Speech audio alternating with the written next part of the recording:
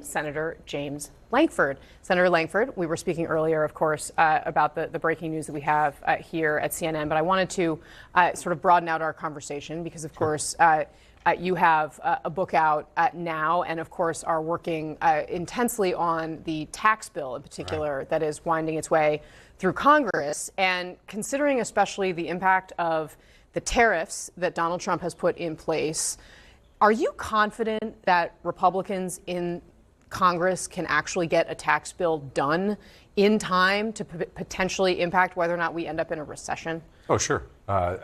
We can get done because we have to get done. Everybody understands the consequences of this. If we don't, the calendar changes into next year and taxes go up $400 billion. But the House is repeatedly delaying its markups and other things. I mean, we're still, it's been interesting. The House has said we want to have all this done by Memorial Day. All of us in the Senate were like, there's no way to have this done by Memorial Day. There's just no way to be able to do that.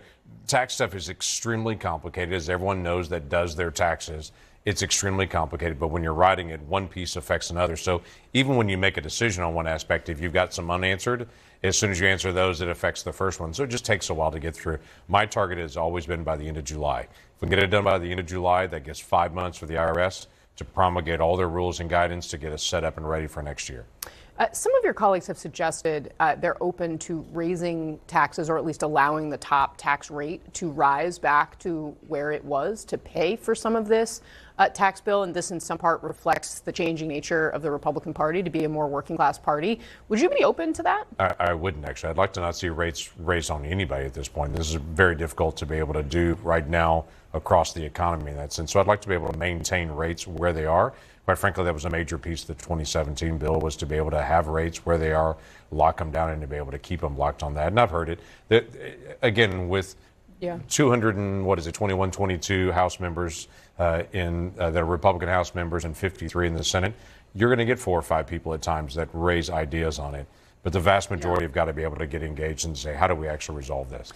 I want to ask you about President Trump sat down for an extensive interview with Kristen Welker at Meet the Press over the weekend. His second time. And she asked him whether he would uphold the Constitution in providing due process to people who are deported. And his answer was not yes.